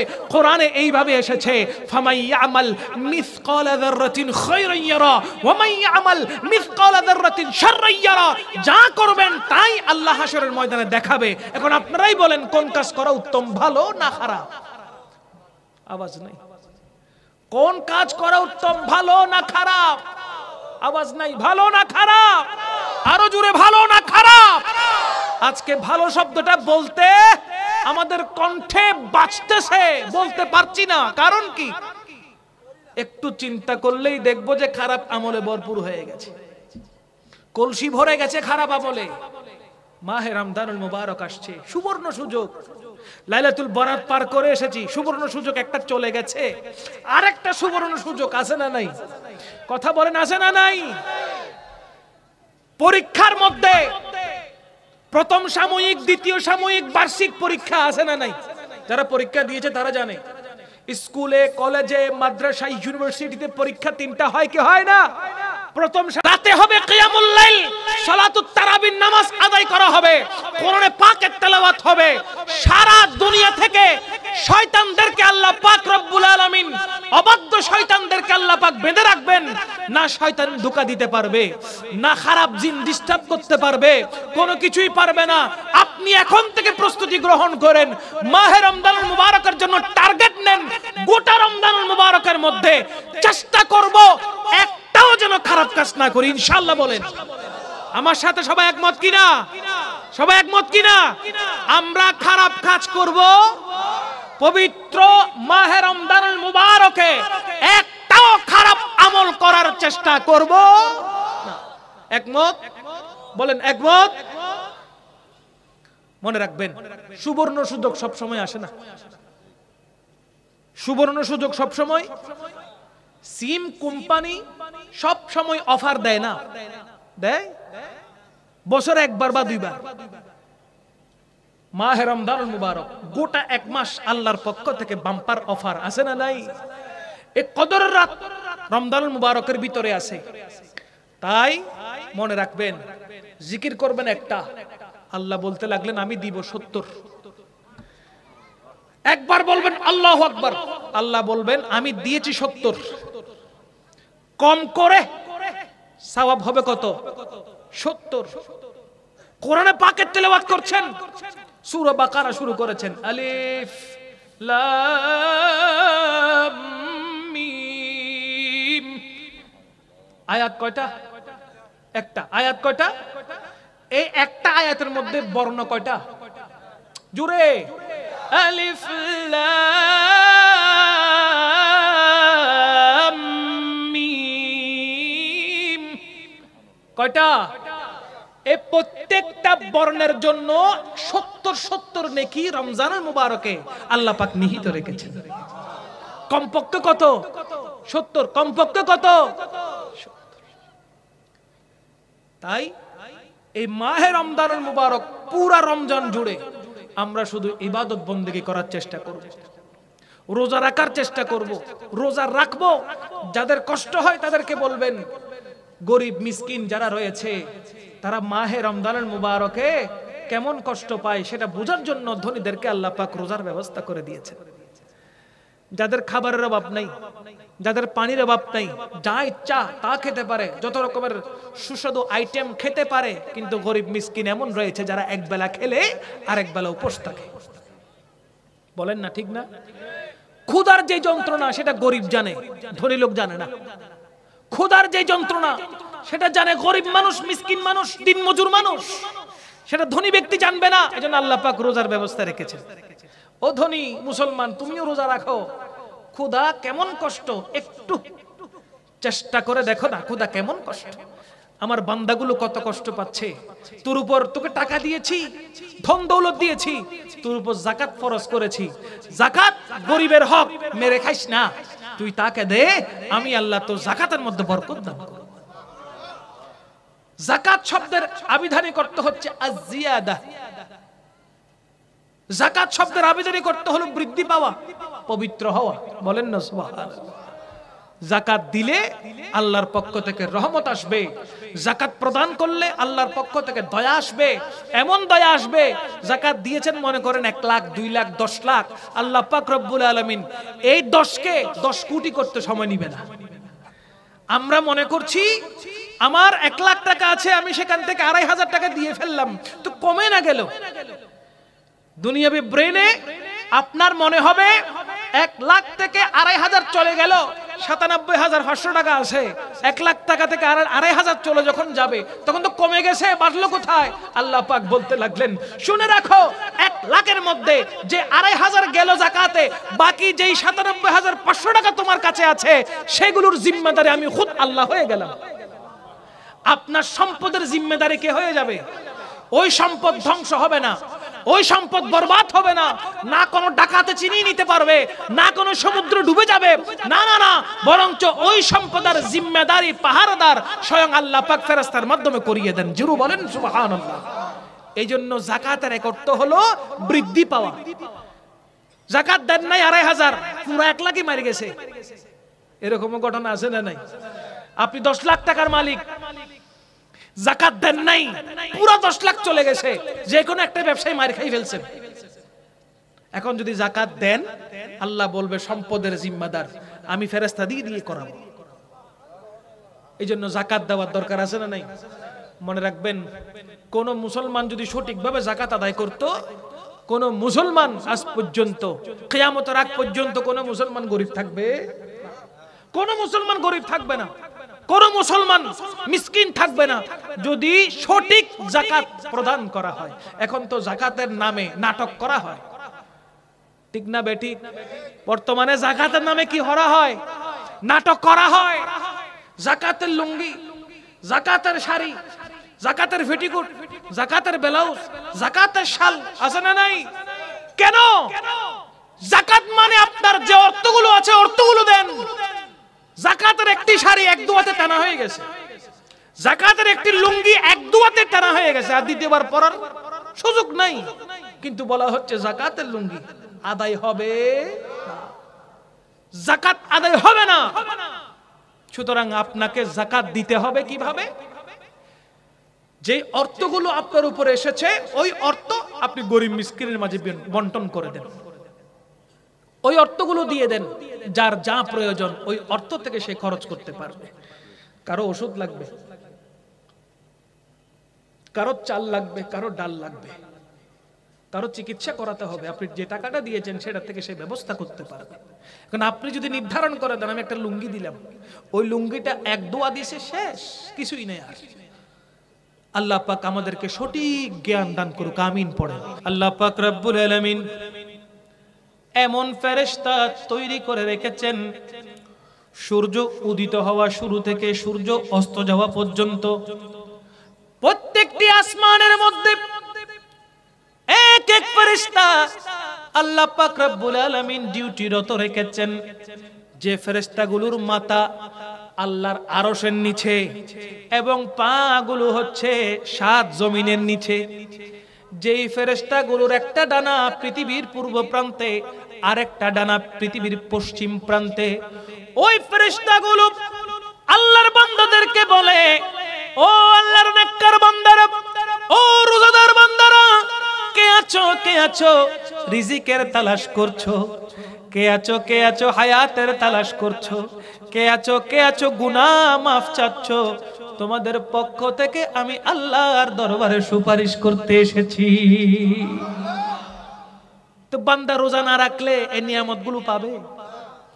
বান্দা যদি আল্লাহর দরবারে তওবা না করে, তওবা কবুল হবে? বান্দা যদি আল্লাহর দরবারে গুনাহ মাফ না চায়, গুনাহ কি মাফ হবে? এই 11 মাস যা করেছেন, রমজানেও যদি তা করেন, তাহলে এই রমজানের স্পেশালিটি আর কি রইল? আপনি একজন মুসলমান হওয়ার পরও মাহে রমজানুল মুবারকে যদি আপনি ইজ্জত করতে না পারেন, রোজাকে সম্মান করতে না পারেন, তাহলে আপনার মধ্যে আর কাফেরের মধ্যে পার্থক্য রইলটা কি? কথা বলেন ঠিক কিনা? আমরা মুসলমান বড় অহংকার করে বলতে পারি আমরা আমার নবীর উম্মত, বড় অহংকার করে বলতে পারি আমরা আল্লাহ পাক রব্বুল ইজ্জতের বান্দা। সুতরাং আল্লাহর পক্ষ থেকে নবীজির ওসিলাতে এই মাহে রমজানুল মুবারক আমরা পেয়েছি। সুতরাং এই রোজাকে ইজ্জত করতে হবে, বেইজ্জত করা যাবে? ইজ্জত করতে হবে, সম্মান করতে হবে। রমজানকে ইজ্জত করলে এই রমজানই কবরে আপনার পাশে দাঁড়িয়ে যাবে, হাসরের ময়দানে মাহে রমজানুল মুবারক আপনার পক্ষ হয়ে সুপারিশ করবে। মনে রাখবেন, রোজা রাখার পর কিছু বান্দার মেজাজ এত বেশি গরম হয়ে যায়, আসরের পর থেকে মাগরিবের পূর্ব মুহূর্ত পর্যন্ত টেম্পার হাই থাকে, আছে না নাই? ভালো বললেও খারাপ লাগে, ওটা নমাতিস। রোজা রাখতে দিন বুঝুন না, মাথা ঠিক নাই, হতা বেশ নহস, বালাই বালাই জাগুই, নইলে বাজি আতুর যাবে। কথা বলেন না? রোজা রাখলে গরম হওয়া যাবে? মানে আপনি শোনাই দিতেছেন আয় রোজাদার, আপনি শোনাই দিচ্ছেন আমি রোজাদার। রোজা রাখলে এমন টেম্পারেচার গরম থাকে, ঘরের বউ বেগুনি, এটা বেগুনি না বাগুনি, ওই বাগুনি যদি একটু বাঁকা তেরা হয়ে যায়, কি বানাইছি তুই? কথা বলেন না?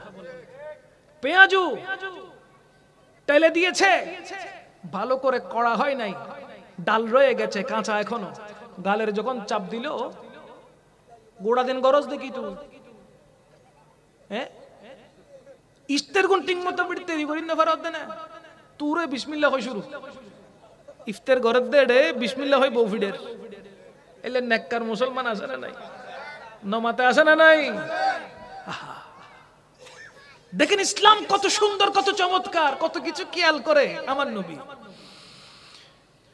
কোন নবজাতক সন্তান সে যদি ছোট থাকে, বাচ্চা থাকে, তাকে দুধ পান করাইতে হবে না? বলেন না কেন? এখন ওই দুধের বাক্সের মধ্যে গরম দুধ, সেটা কতটুকু গরম টেস্ট হয়েছে কিনা মা চাইলে জিহ্বায় লাগাতে পারে। কোন বদমেজাজ স্বামী ইফতারের টাইমে ইফতার না করে ওই তবরক যদি পিঠের উপর পড়ে বউয়ের, এমন আশঙ্কা যদি থাকে, স্বামী যদি বউকে মারে এরকম আশঙ্কা যদি থাকে, তাহলে খাবারের লবণ হয়েছে কি হয় নাই সেটা স্ত্রী চাইলে জিহ্বার মধ্যে লাগিয়ে টেস্ট করতে পারবে, তবে গিলতে পারবে না। বুঝাতে পেরেছি? সবার মেজাজ তো একরকম না। নুন কানু হয়ে গেমের গেমের দিলে বোধ আছে। এই জন্য শরীয়ত বলছে আপনি চাইলে টেস্ট করতে পারবেন, জিহ্বার আগাতে খাবারটা লাগাইতে পারবেন, লবণ হয়েছে কি হয় নাই নিতে পারবেন। কেন? আপনার স্বামীর মাথা গরম, খাবার মুখে নেওয়ার সাথে সাথে খাবারের টেস্ট যদি 19 থেকে 20 হয়, তাহলে হয়তো আপনার উপরে সেটা গজব নাজিল হতে পারে। তাই আপনি গজব থেকে বাঁচার জন্য জিহ্বার আগায় টেস্ট নিতে পারবেন, তাতে কোনো সমস্যা হবে, রোজা ভাঙবে না। তবে ভিতরে যেতে পারবে না। রোজা অবস্থায় কোনো কিছু ভিতরে নিজের শরীর থেকে বাইরেতে পারবে, শরীরের ভিতরে কিছু দেওয়া যাবে, এই জন্য চোখের ড্রপ, কানের ড্রপ এগুলো দেওয়া যাবে না। মাহে রমজানুল মুবারক বড় পবিত্র সময়, শয়তানও বন্দী, খোলানা বন্দী। হাদিসে মুবারকার ভাষায় এমনিতে বন্দী না, জঞ্জির দিয়ে একদম শক্তপোক্ত করে বেঁধে রাখা হয়। এরপরেও মানুষের মেজাজ এত গরম থাকে কেন? উদাহরণ হিসেবে আমি আপনাদেরকে বলি, একটা মোবাইল ফোন, এটা যদি চার্জে লাগাই দেন, সারাদিন যদি টিপাটিপিও করেন, কমপক্ষে 24 ঘন্টা থাকবে। 24 ঘন্টার মধ্যে আরেকবার লাগাইতে হয় না। চার্জ কমে গেলে আবার রাতে শোয়ার আগে লাগাই দেন, ঠিক না? 11 মাস যে মানুষটাকে শয়তান চার্জ দিছে, 11 মাস যে মানুষটাকে শয়তান চার্জ দিছে, তো 1 মাসের সাথে সাথে কি ওই চার্জ শেষ হয়ে গেছে? পাওয়ার এখনো ভিতরে কাজ করে। তাই আসরের ওয়াক্ত থেকে মাগরিব পর্যন্ত টেম্পারেচার গরম থাকে। এত বেশি হাইপার থাকে, ভালো বললেও তখন তার খারাপ লাগে। কেন? ফেডের বুকে কিয়ে, ফেডের বুকে এসে যদি আল্লাহ হয়তো লোয়া হাইতে দিবে, তো লোয়া সাবা হাইবেলি, ঠিক না? এল্লে মেজাজ ওয়ালা কিছু মানুষ আছে না নাই? লোহা দিলে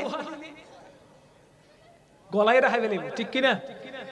কিয়া ফেডের বুকে মেজাজ গরম দিলে আছে তো বহুত মানুষ, দোয়ানত যার সদাই ফাতে কিনি ফেললে 2-4 জন তিয়েরই লাইন ধরন ধরিব, ইয়ে বিরক্ত লাগ, ঠিক কিনা? সদর রহদ দৌড়া তোরা 2 কা 10 কান লাগাই না ফেললি, তো সদরও জবাবদার দে, আয়া দেবি না 10 কান দিতাম, আছে না নাই? এই জন্য সংযত হতে হবে। কি হতে হবে বলেন না? কি হতে হবে? সংযত হতে হবে। আপনার প্রত্যেকটা কথা, আপনার কাজ, উঠা বসা সব আল্লাহর দরবারে রেকর্ড হচ্ছে, ঠিক কিনা বলেন? আপনি যদি সংযত করতে পেরেছেন, তাহলে এই রোজাটা আপনার জন্য আছে। আপনি সংযত হতে পারেন নাই, যেমন ইচ্ছে তেমন করেছেন, তাহলে মনে করবেন রোজাটা আপনার জন্য আসে নাই। খাবার পেটে পড়ার পর আপনার দিমাগ যখন ঠিক হলো, তখন নিজে নিজে বুঝলেন, আহা আদরের বউটারে কেন এত গালি দিলাম, কেন তাকে উত্তম মধ্যম দিলাম, কেন তাকে মারলাম, নিজের ভিতরে নিজের অনুশোচনা চলে আসবে, ঠিক কিনা বলেন? এই জন্য মেজাজ ধরবে।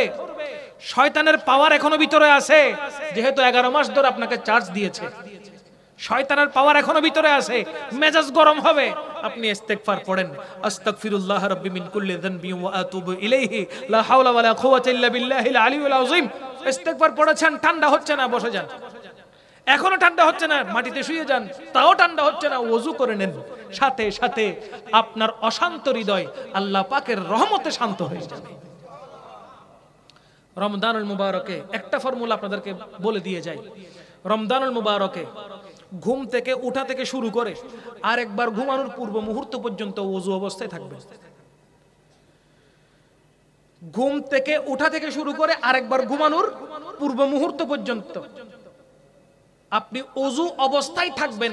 ওয়াশরুমে গেলেন, টয়লেট ছাড়তে গেলেন, প্রস্রাব করতে গেলেন, করা শেষ করলেন, ওযু করে ফেলবেন। ওয়াশরুম থেকে বের হচ্ছেন, ওযু করে বের হবেন। আপনি যদি ওযু অবস্থায় থাকেন, আল্লাহর শপথ করে বলছি, আপনার মেজাজ গরম হওয়ার আগে আপনি 10 বার চিন্তা করবেন, আমি ওযু অবস্থায় আছি, রোজা অবস্থায় আছি। আজকে থেকে এটা নিয়ত করেন যে রমজানুল মুবারকের মধ্যে গোটা 30টা দিন আমি ওযু অবস্থায় থাকবো। ঘুম থেকে ওঠা থেকে শুরু করে যে ওযু করব, আবার ঘুমানোর আগ পর্যন্ত আমি ওযু অবস্থায় থাকবো। আপনি যখনই ঘুমাবেন তখন বলবেন আমি জাগবো নামাজ পড়ার জন্য। আপনি আবার ঘুমালেন, আপনি বলবেন আমি জাগবো ইফতার করার জন্য। আপনি আবার ঘুমালেন, আমি আবার জাগবো সেহরি করার জন্য।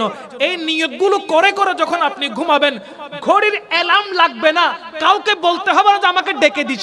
খোদা কি কসম, নেক নিয়ত যখন করেছেন, টাইম হওয়ার 5 থেকে 10 মিনিট আগে অটোমেটিক আপনি জেগে উঠবেন। অটোমেটিক আপনি পরীক্ষা করে দেখেন, অটোমেটিক আপনি জেগে উঠবেন। 5 থেকে 10 মিনিট আগেই আপনি হঠাৎ জেগে উঠবেন যে আমার টাইম হয়ে গেছে। ঘড়ি দেখবেন এখনো 10 মিনিট বাকি। সুতরাং অ্যালার্ম লাগবে না। ইন্নামাল আমালু বিন্নিয়াতি, নিয়ত করেন। নেক নিয়ত করলে সাহায্য করে কে? বলেন না কে করে? আর পুরা মাহে রমজানুল মুবারকে দোয়া করবেন, আল্লাহ এই রমজানুল মুবারকের প্রত্যেকটা রোজা যেন রাসূল করিম সাল্লাল্লাহু আলাইহি ওয়াসাল্লামের দরবারে যেন কাটাইতে পারে। কারণ মাহে রমজানুল মুবারকের প্রত্যেকটা সময়ে দোয়া করলে দোয়া কবুল হয়ে যায়। মদিনাওয়ালার দেশে যদি আপনি মাহে রমজানুল মুবারক পালন করতে পারেন, এর চাইতে একজন মুসলমানের জন্য সৌভাগ্যের বিষয় আর কি হতে পারে বলেন? মাহে রমজানুল মুবারকত মিদ্দি বহুত হাজিউল হারামাইন আল্লাহ রাসূলের দরবার মিদ্দি ইতিকাফ করে। কারণ কি? এন্ড ইতিকাফ গইলে রুইয়েন এত বেশি ঠান্ডা হয়ে যায় হৃদয়, মনে হয় দেখেন মার ফেরতুন বন্ধ হইবে এখন আবার জন্ম লই, মানে গুণইন মাহফুজে কইদি মনে হয় দেখেন মার ফেরতুন ফুয়াইবে ইত্তিরি জন্ম লই দেবা। এতাল্লাই আশিকে রাসূল যারাতে সামর্থ্য আছে রে বাজি ইতারা মদিনাতুল মুনাওয়ারা যাইরে মাহে রমজানুল মুবারকের সময় ইন হাড়েই আল্লাহ চাইলে আর তো তৌফিক দিতে পারে, পারে না পারে? আল্লাহর থেকে কমতি আছে না? মাতন না আছে না? আল্লাহর তো কমতি নেই, শুধু 60 জানান ফরদে। কিরণ ফরদে 60 জানান ফর জিবে কোটিপতি ইবো আড্ডুল্লাহ অনডুল্লে মানুষ হয়তো 60 জেননি আয় ন জানি অন ন জানন।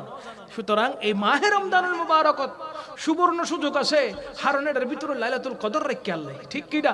এক তো রমজান, দ্বিতীয়ত আল্লাহ লাইলাতুল কদরের রাত লেখি এতাল্লাই বলি এক কদরের রাতের ভিতর মাহে রমজানের ভিতরে যদি অন দোয়া করে পর্যন্ত দয় আল্লাহ যদি হন ডইলি অন রেখান দোয়া কবুল করছে দয় তাহলে অন তকদির চমকা যাবে কই জোর হন, ঠিক কিনা?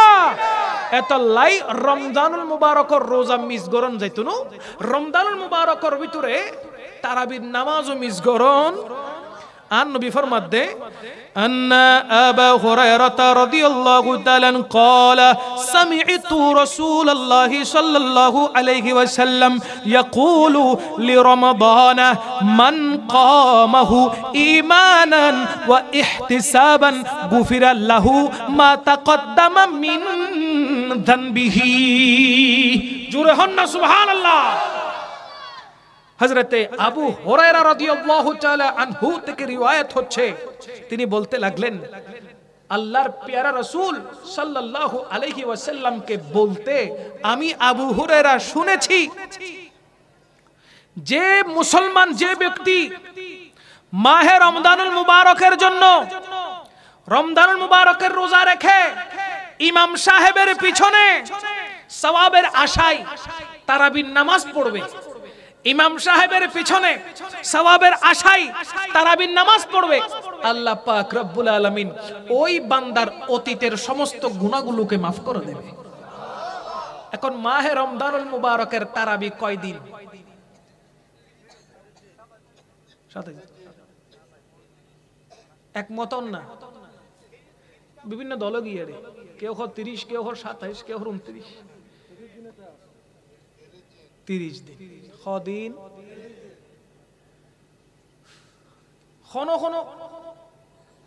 কোন মসজিদে 10 দিনে খতমে তারাবি হয়, 13 দিনে হয়, 15 দিনে হয়, 17 দিনে হয়, আবার ওদিকে 27 দিনেও খতমে তারাবি মানে কোরআনে পাকের তেলাওয়াতের মাধ্যমে কোরআন খতম দেওয়ার মাধ্যমে খতমে তারাবি শেষ হয়, ঠিক না? তাই বলে কি তারাবি শেষ হয়ে গেছে? তো কিছু মুসলমান এটা কেন মনে করে খতমে তারাবি শেষ হয়েছে তার মানে তারাবি আর পড়তে হবে না, এবার মার্কেট নিয়ে ব্যস্ত থাকি। আছে না নাই?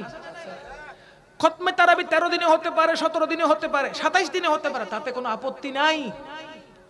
কিন্তু যতক্ষণ পর্যন্ত রোজার চাঁদ আছে, যতক্ষণ পর্যন্ত রোজার চাঁদ, রমজানের চাঁদ আসে, ঈদের চাঁদ, ঈদুল ফিতরের চাঁদ যতক্ষণ উঠে নাই ততক্ষণ পর্যন্ত আমাকে তারাবির নামাজ পড়তে হবে।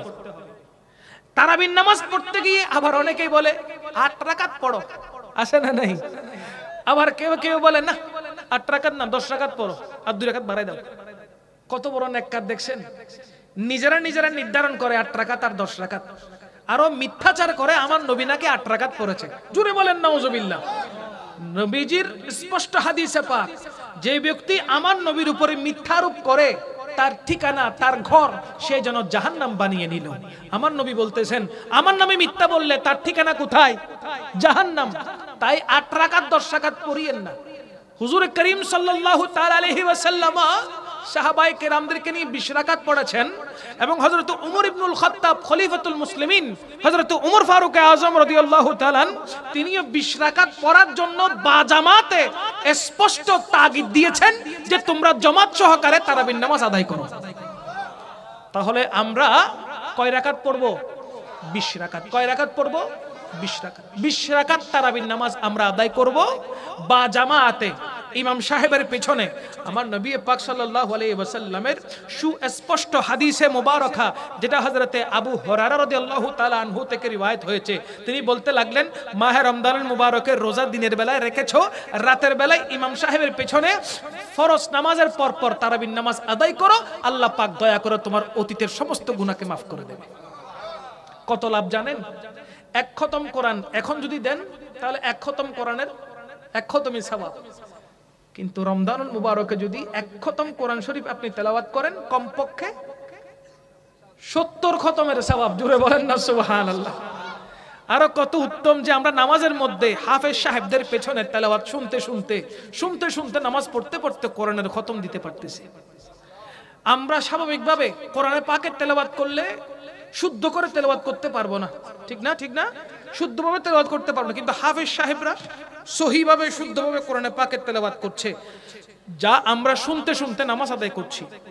মনে রাখবেন, এইভাবে কোরআনে পাকের তেলাওয়াত শুনলেন, নামাজ আদায় করলেন, অনেক লাভ, অনেক সওয়াব। একদিকে কোরআনের খতমের সওয়াব, অপরদিকে তারাবির নামাজের সওয়াব, অপরদিকে রুকু সিজদা তাসবিহ তাহলিলের সওয়াব। চিৎকার দিয়ে বলেন না সুবহানাল্লাহ। এত সওয়াব মাহে রমজানুল মুবারক ছাড়া আর অন্য কোন মাসে আল্লাহ রাখে নাই। তাই মাহে রমজানুল মুবারকে বেশি বেশি ইবাদত করব, বেশি বেশি তাসবিহ তাহলিল করব, কোরআন তেলাওয়াত করব। যদি সম্ভব হয় আখেরি 10 দিন মসজিদের মধ্যে বসে পুরুষরা ইতিকাফ করব ইনশাআল্লাহ। পড়েন, ইতিকাফ করলে আল্লাহ খুশি, রাসূল পাকও খুশি। পুরুষরা মসজিদে ইতিকাফ করতে পারে, আর মহিলারা চাইলে নিজের রুমে নিজের ঘরে বসে ইতিকাফ করার সুযোগ আছে। আমার নবী সব ধরনের সুযোগ রেখেছেন। মহিলারা মসজিদে আসতে হবে না, ইতিকাফ করতে চাইলে ঘরের ভিতরে বসে একটা রুমের মধ্যে বসে ইতিকাফ করতে পারবে। বর্তমানে আমাদের এই বাংলাদেশে অ্যাটাচড বাথরুমওয়ালা রুম আছে না নাই? মহিলারা চাইলে অ্যাটাচড বাথরুমওয়ালা রুমের মধ্যে ইতিকাফ করতে পারবে। কোন কাজ খুব জরুরি কাজ না হলে রুম থেকে বের হতে পারবে না, দুনিয়াবি কোনো কথা বলতে পারবে না। কোরআন পাক তেলাওয়াত করবে, ঘরের মধ্যে অন্যান্য সদস্যরা থাকলে তারা ইফতারের টাইমে ইফতার, সেহরির টাইমে সেহরি দিয়ে যাবে। আপনার কাজ হলো সারা দিন শুধু ইবাদত করা, নামাজ পড়া, কোরআনে পাকের তেলাওয়াত করা। এখন অনেক সময় দেখা যায় ইতিকাফ করার জন্য মসজিদে পুরুষ মানুষ চলে যায়, সেখানে একটা সুন্দর ছোট একটা ফোন নিয়ে যায় কথা বলার জন্য। আসে না? নাই বাবা, মোবাইল নিয়ে ইতিকাফ হবে না। মোবাইল নিয়ে গেলেন ইতিকাফে মসজিদের ভিতরে, দুনিয়ার বন্ধু বান্ধব যা আছে, কারণ ফ্রি টাইম, কোনো কাজ নাই, ব্যবসা নাই, বাণিজ্য নাই, চাকরি নাই, কিছু নাই, ফ্রি টাইম মনে করছেন এই 10 দিনে বসে বসে আত্মীয় স্বজন যা আছে সবাইকে ফোন দিবেন। এটার নাম কি ইতিকাফ? বলেন না কেন? ফোনে আলাপ করার নাম ইতিকাফ নয়। ওই ইতিকাফের কোনো ভিত্তি নাই, মোবাইল নেওয়ার দরকার নাই, প্রয়োজন নাই। আপনি ইখলাসের সাথে আল্লাহর কাছে নিজেকে সঁপে দেন। এই 10 দিনের ভিতরে এমন এমন নিয়ামত আল্লাহ আপনাকে দান করবে যেটা সারা জীবনে মিলেও আপনি ওই নিয়ামত পাবেন না। এই জন্য ইতিকাফ করতে গেলে মোবাইল ফোন নিয়ে যাবেন না, দুনিয়া থেকে বিমুখ থাকবেন। 10টা দিন ফিক্সড করবেন, আমি দুনিয়ার কারোর সাথে কথা বলবো না, আমার কোনো ব্যবসা নাই, আমার কোনো চাকরি নাই, কিচ্ছু নাই, আমি একজন পাপী বান্দা, আল্লাহর দরবারে নিজেকে সঁপে দিচ্ছি। আমি একজন পাপী বান্দা, আল্লাহর দরবারে নিজেকে সঁপে দিচ্ছি। আমার কিছু নাই, আমার কোনো এলম নাই, আমার কোনো আমল নাই, আমি কিচ্ছু জানি না, শুধু আমি একজন পাপী বান্দা, আমি একজন নিকৃষ্ট বান্দা, পাপী বান্দা। আমি নিজেকে আল্লাহর দরবারে সঁপে দিলাম, আল্লাহ রে এই ইতিকাফের ওসিলায় তুমি আমাকে মাফ করো। আল্লাহ এ থেকে বলেছিলেন তুমি আমার মা বাবার গুনাহকে মাফ করো, দাদা দাদির গুনাহ মাফ করো, নানা নানির গুনাহ মাফ করো, সহধর্মিনীর গুনাহ মাফ করো, সন্তানদের গুনাহ মাফ করো। যার জন্য মাফ চাইবেন আল্লাহ তার গুনাহকে মাফ করে দিবে। ইবাদত করেন, ইবাদত করেন, ইবাদতের মাস আমাদের সামনে আসছে। অবহেলায় অবজ্ঞায় যদি একটা রাত কাটিয়ে দেন, মনে রাখবেন আপনার পুরা জীবন থেকে অবহেলায় একটা রমজান চলে গেল। আল্লাহ আমাদেরকে বেশি বেশি নেকামল করার তৌফিক দান করুন। আল্লাহুম্মা সাল্লি আলা মাওলানা মাওলা আলে সাইয়্যিদিনা মাওলানা মুহাম্মদ। ইচ্ছা করলে জানের নবী থাকতে পারতেন আরশে, উম্মতের ওই মায়ায় পড়ে শুয়ে আছেন মদিনায়। আল্লাহুম্মা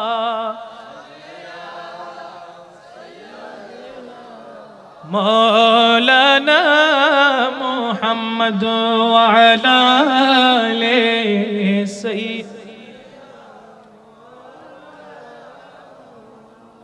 দেখি আমার সাথে একটু বলেন, মাহে রমজানুল মুবারকের রোজা সবগুলো রাখবো ইনশাআল্লাহ?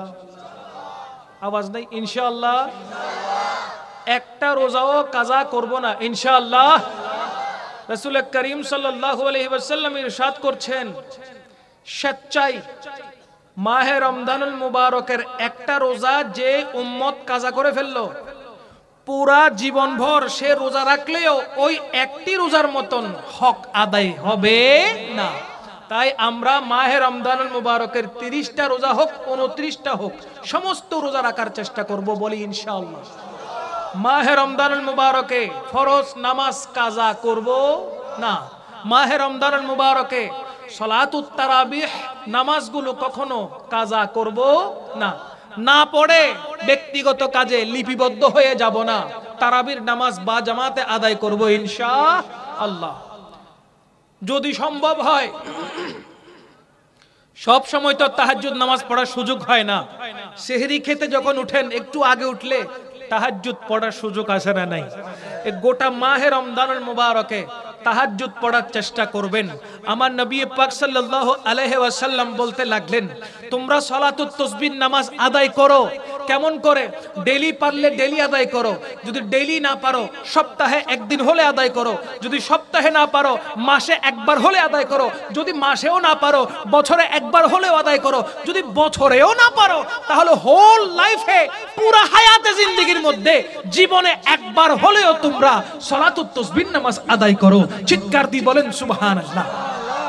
এ তাহাজ্জুদের নামাজ, সালাতুত তাসবিহ নামাজ, যদি তারাবির নামাজ যদি মুসলমানের উপরে, নবীর উম্মতের উপরে যদি কষ্ট না হতো, তাহলে আমার নবী পাক সাল্লাল্লাহু আলাইহি ওয়াসাল্লাম আল্লাহর দরবার থেকে এগুলো ফরজ হিসেবে উম্মতের জন্য শনাক্ত করে ফেলতেন। শুধুমাত্র উম্মতের কষ্ট হবে বিদায় রাসূল করিম সাল্লাল্লাহু আলাইহি ওয়াসাল্লাম এই নামাজগুলোকে সুন্নাহ হিসেবে রেখেছেন। তাই বলে কি আমরা ছেড়ে দিব? বড় আফসোস লাগে, যোহরের মধ্যে নফল আছে না নাই? মাগরিবের মধ্যে নফল আছে না নাই? এশারের নামাজের মধ্যে নফল আছে না নাই? অনেক বান্দা এই নফল নামাজগুলো পড়ে না, ঠিক কিনা বলেন? আসরের 4 রাকাত সুন্নত, ইশারের নামাজের 4 রাকাত সুন্নত, যেগুলোকে সুন্নতে জায়েদা বলা হয়, এমন অনেক মুসলমান 5 ওয়াক্ত নামাজ পড়ে ঠিক, কিন্তু এই 4 রাকাত সুন্নত গুলো ছেড়ে দেয়, পড়ে না। বলে গুলো সুন্নতে জায়েদা না পড়লে অসুবিধা কোথায়? বলে কিনা বলেন? আজকে আপনি সুন্নত গুলো সুন্নতে জায়েদা মনে করে ছেড়ে দিচ্ছেন। আজকে আপনি নফল নামাজগুলো নফল বলে ছেড়ে দিচ্ছেন, না পড়লে অসুবিধা নাই বলছেন। কাল হাসরের ময়দানে যখন ফরজ নামাজগুলো আল্লাহ পাক হিসাব নেবেন, তখন আপনি সারা বছর কি ফরজ নামাজ পড়েছেন, পড়েন নাই, তখন আপনার হিসাব লাগানো হবে। যদি আপনার কাছে সুন্নত থাকে, ওয়াজিব থাকে, নফল নামাজগুলো থাকে, আল্লাহ পাক রব্বুল আলামিন ফরজগুলোকে ওই নফল দিয়ে, সুন্নত দিয়ে, ওয়াজিবগুলো দিয়ে পূরণ করবেন। এখন আপনি আজকে বলতেছেন সুন্নতে জায়েদা না পড়লে অসুবিধা নাই, নফল না পড়লে অসুবিধা নাই, তাহলে কাল হাসরের ময়দানে না পড়লে যোগান দিবেন কোত্থেকে? কথা বলেন না, ঠিক কিনা? এই জন্য কোন নামাজকে অবহেলা করা, অবজ্ঞা করার কোন সুযোগ। আমরা সুন্নত পড়ব, আমরা নফলও পড়ব। আর রমজানুল মুবারকতে স্পেশাল অফার, সুন্নত পড়লে সেটা ওয়াজিবের সমতুল্য হয়ে যায়, নফল পড়লে সেটা সুন্নতের সমতুল্য হয়ে যায়। পড়তেছেন 2 রাকাত, আল্লাহ সওয়াব দিচ্ছেন 70 রাকাত। বলেন না সুবহানাল্লাহ। এই জন্য রমজানুল মুবারকে আমরা কোন নামাজের সুন্নত ছাড়বো না, কোন নামাজের নফল ছাড়বো না। সব সময় প্রত্যেকটা নামাজ যেভাবে আসে আমরা ওইভাবে আদায় করব ইনশাআল্লাহ। বলেন পারবো কিনা? পারবো কিনা? আজকে থেকে একদম নিয়ত করে নেন, কোমর বেঁধে নেন। সাহাবায়ে কেরাম এই মাসে, শাবান মাসে কোমর বেঁধে নিত। কিসের জন্য? মায়ের পিঠের জন্য না, কোমর বেঁধে নিত ইবাদত করার জন্য। কার চাইতে কে কত বেশি নামাজ পড়তে পারে, কার চাইতে কে কত বেশি জিকির আজকার তাসবিহ তাহলিল করতে পারে, কত বেশি কে কোরআন তেলাওয়াত করতে পারে, কোরআনের খতম দিতে পারে, শুধু এই প্রতিযোগিতাই করত। আল্লাহ আমাদেরকেও সাহাবায়ে কেরামের মতন আমল করার তৌফিক দান করুন। আমরা যেন নামাজ কাজা না করি, আমরা যেন সদা সর্বদা বেশি বেশি নেক আমল করতে পারি। আল্লাহ পাক আমাদেরকে সেই তৌফিক দান করুন। জোরে বলেন আমিন। আর একটু জোরে। আল্লাহ সুবহানাহু ওয়া তাআলা আজকের এই মজলিসকে কবুল করুক। আমরা যারা বসেছি এই মাহফিলে, এতক্ষণ পর্যন্ত শুনেছি, আমলের কথা শুনেছি, ইলমের কথা শুনেছি, আল্লাহ পাক আমাদের ইলম এবং আমলকে কবুল করুক। মাহে রমজানুল মুবারকের প্রস্তুতি এই মাসে গ্রহণ করার তৌফিক দান করুক। যাদের উপর যাকাত ফরজ হয়েছে, আমরা যেন এই মাসের মধ্যে যাকাতগুলো দিয়ে দিতে পারি, সাহাবায়ে কেরামের আমল যেন আমরাও করতে পারি, আল্লাহ পাক সেই তৌফিক দান করুন। অনেকেই এই মাহফিলের জন্য টাকা পয়সা দিয়েছেন, কে বুদ্ধি পরামর্শ দিয়েছেন। এই মাহফিলকে সাকসেস করার জন্য যেভাবে ভূমিকা রেখেছেন, আল্লাহ পাক প্রত্যেকের এই মুহাব্বতের নজরানা আল্লাহ শাহী দরবারে কবুল আর মঞ্জুর করুন। ওয়া আখিরু দাওয়ানা আনিল হামদুলিল্লাহি রাব্বিল আলামিন।